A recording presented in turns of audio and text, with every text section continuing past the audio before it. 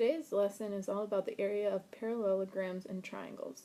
So let's say we have, let's just make it easy, let's just start with a rectangle, and let's say that we have side lengths 4 and side lengths 5, and I'm wanting to find the area of the entire thing. Well, the area is just how many little squares does that whole rectangle take up.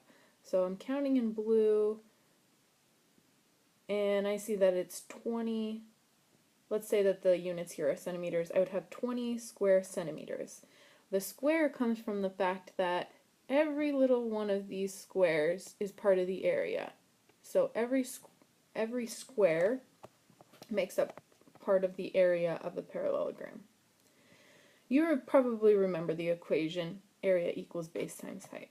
Now let's look at a parallelogram shifted.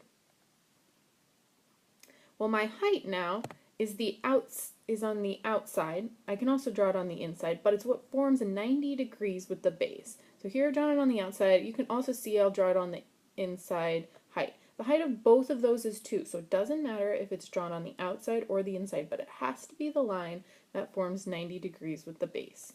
Okay, and then of course I have the base at the bottom. My area here is how many across, my base, which is 4, how many up, my height, which is 2. So here I have 8. And I haven't given any units, so I just say that we have square units instead of saying centimeters squared, etc. So remember, the height has to form 90 degrees with the base.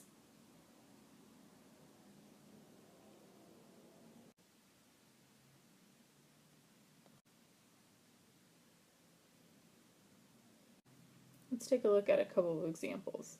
In the first example, again, my area equals base times height. My height is 3, my base is 6. It's okay, I flip those around in the equation, I'll still get the same answer.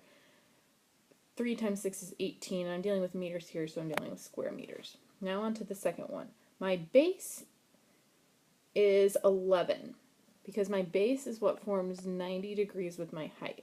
My height in this one is 7.9. Don't be fooled by 10.8. That's called extraneous information. It's information you don't need to know to solve the problem. So my area again equals base times height. And in this case it's 11 times 7.9, which is 8.6 yards squared. Alright, let's take a look at the final example on this page. In this case we're given area and we want to try to solve for the base, given the height. Again, area equals base times height. Area is 12, and it equals the base, b, and height 2. Let's solve by dividing both sides by 2 to get b by itself. Our base is 16. Let's move on and try to find the area of a triangle. Well, in this rectangle, I have a 90-degree angle and a base and a height. Well, if I want to find the area of the triangle, really I'm just finding half of the rectangle. So my equation is that area equals 1/2 base times height, because I'm finding half of the rectangle. In triangles, we use the word altitude to mean height. Altitude is what forms 90 degrees. So in this blue triangle, my altitude is my height. It's wherever it forms 90 degrees. So here, my height isn't the left or the right side of the triangle, it's the line down the middle of it that forms the height. And of course my base at the bottom. Now an obtuse triangle looks a little funny, so let me show you what that'll look like. In an obtuse triangle, I can have my height on the outside, just as I did with the parallelogram in the last example. Let's take a look at a couple triangle examples. In the first one, remember, area equals 1/2 base times height. My base is 6, and my height is what forms 90 degrees with the base, so that is 4.7. Forms 90 degrees, there you go. So my area equals, and plug this into the calculator, 14.1 yards squared. Alright, second example. The area, same equation, 1/2 base times height. See if you can identify the height and the base. That's right, the base is 7 and the height is 5.4 because that's what forms 90 degrees with the base. So plugging it into the calculator, get 18.9 centimeters squared. Now, when you plug 1/2 into the calculator, it's probably easiest just to plug it in as 0.5. So I could have plugged this equation in as 0.5 times 7 times 5.4, and that would have given me 18.9 centimeters squared. Alright, in this last example, we are given the area, but we're not given the height, so we're going to try to solve for that.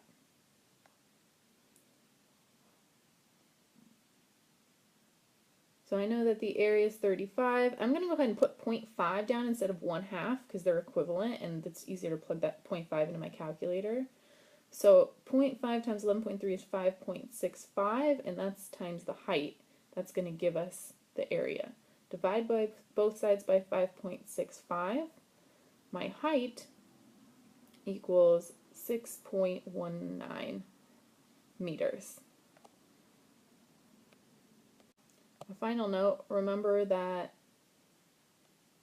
1/2 is the same thing as 0.5. Let's look at two examples that are a little bit trickier.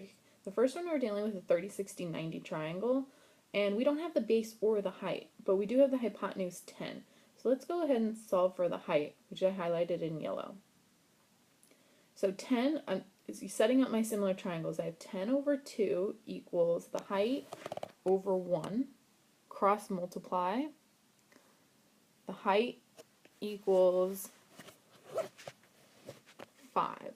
Now, I didn't set up a similar triangle to the side, but you should remember from the last chapter that across from the 30-degree angle is 1 in the similar triangle, and across from the hypotenuse in a similar triangle is 2. So that's where those numbers came from. Okay, so now we have the height, but we still need the base. So solving for the base, again with my similar triangles, 10 over 2 equals my base over square root 3, cross multiply. 10 root 3 equals 2b. Divide both sides by 2, and I get 5 root 3 is my base. Alright, now I have what I actually need to find the area. Area equals 1/2 base times height. 1/2 or 0.5, which would probably be easier to plug in, 5 root 3 times 5.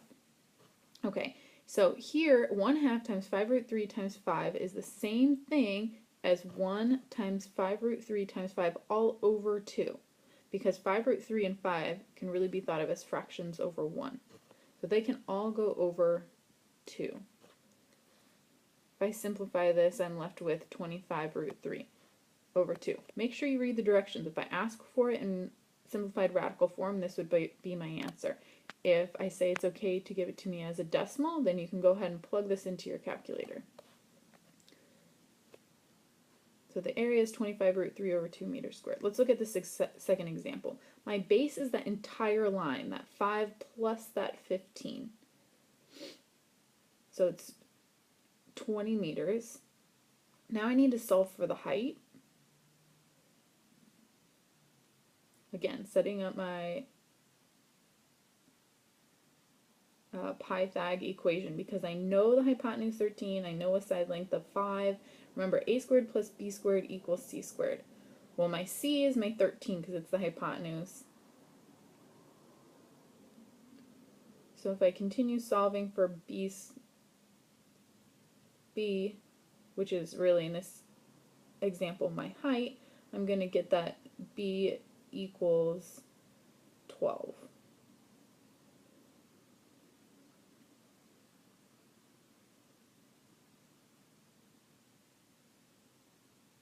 Now I can go ahead and solve for the area.